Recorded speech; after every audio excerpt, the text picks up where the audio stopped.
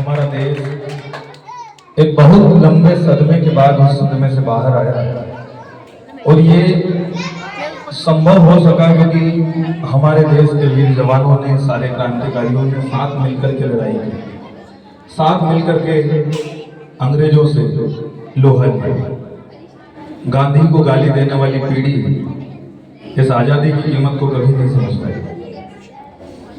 अपने पुरखों को वो कोसते हैं जिनकी रगों में पानी भरा होता है।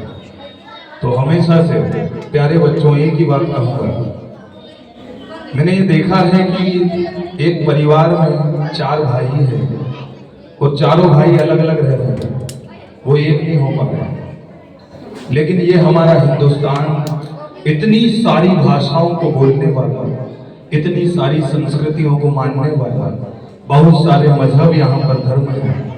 अगर मैं धर्म गिनने लगूंगा तो कम से कम 10 से 12 धर्म और उसकी शाखाएं बहुत सारी हैं।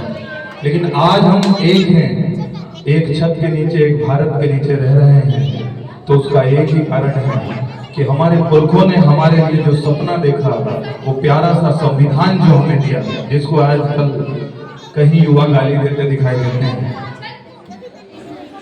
हर पग पर भाषा बदलती है, 100 किलोमीटर पर भाषा बदल जाती है। मजाक के लिए एक बात बोलूंगा कि शहर में हम जैसे कुत्ता कहते हैं, गाँव में उसे टेकड़ा कहते हैं। तो हर 100 किलोमीटर पर भाषा बदल रही, संस्कृति बदल रहे हैं, विचार बदल रहे हैं, पूजा की पद्धति बदल रही है, भावनाएं बदल रही है, लेकिन हम फिर भी एक हैं। क्योंकि हमारे पुरखों ने जो सपना देखा हमारे लिए, उसको हम अभी तक साकार कर पा रहे हैं, हम उन बातों पर चल पा रहे हैं। कुछ लोग ये सोचते हैं कि हिंदुस्तान अलग हो जाएगा, टुकड़े हो जाएंगे। अगर टुकड़े होंगे तो एक नहीं होगा, फिर गिन नहीं पाएंगे। तो जिस तरीके से संविधान हमारे देश को चला रहा है, बहुत अच्छा है। दूसरा ये कि हमारे देश के लिए सीमा पर पहरा देता हुआ जवान भारत के लिए जो सोचता है, उसके मन में जो बातें चलती है, वही आपके सामने रखना चाहूंगा कि दौलत न अता करे ना मौला। अपने भगवान से, अपने ईश्वर से, अपने खुदा से वो मांगता है कि दौलत न अता करे ना मौला, मुझे दौलत नहीं चाहिए। शोहरत न अता करे ना मौला, मुझे शोहरत भी नहीं चाहिए। दौलत न अता करे ना मौला, शोहरत न अता करे ना मौला।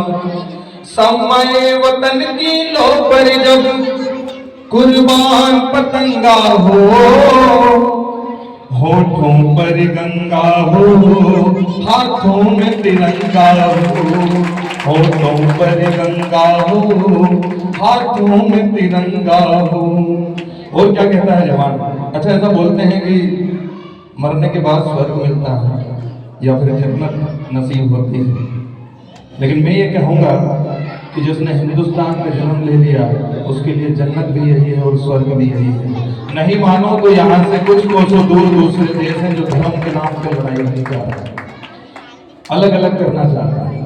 अच्छा, एक बात बताओ, अगर बाग में एक ही रंग के फूल होंगे तो बाग कैसा लगेगा? बिल्कुल भी अच्छा नहीं लगेगा। चमन में इख्तिलाते रंगों से बात बनती है। हम ही हम हैं तो क्या हम हैं, तुम ही तुम हो तो क्या तुम हो। एक जैसे अगर रहेंगे तो कभी भी खूबसूरत नहीं दिखेंगे। इसके लिए हमें तरह तरह का होना पड़ेगा और हमारा हिंदुस्तान वही है कि दौलत न अता करे ना मौला, शोहरत न अता करे ना मौला, बस इतना अता करे ना चाहे, जन्नत न अता करे ना मौला। शम्मे वतन की लो पर जब कुर्बान पतंगा हो, होठों पर गंगा हो, हाथों में तिरंगा हो। होठों पर गंगा हो, हाथों में तिरंगा हो। -40 डिग्री की ठंड, पानी तक बर्फ बन जाता है, आलू भी पत्थर की तरह हो जाता है। वहां पर भी हमारा जवान खड़ा हुआ है सियाचिन ग्लेशियर। बस एक सदा ही सुने, सदा बर्फीली मस्त हवाओं में। बस एक दुआ ही उठे, सदा जलते तपते सहराओं में। जीते जी इसका मान रखें, मर कर मर्यादा याद रहे। हम रहे कभी ना रहे, मगर इसकी सज धज आबाद रहे। गोधरा न हो गुजरात न हो, जो दो दल के जिनके नाम पे लड़ाया जाता है, गोधरा न हो गुजरात न हो, इंसान नंगा हो, होठों पर गंगा हो, हाथों में तिरंगा हो, होठों पर गंगा हो, हाथों में तिरंगा हो। और हमारे पुरखों का एक ही कहना था कि लाए हैं किस तूफान से कश्ती निकाल कर, इस देश को बच्चों मेरे रखना संभाल कर। जय हिंद, जय जय।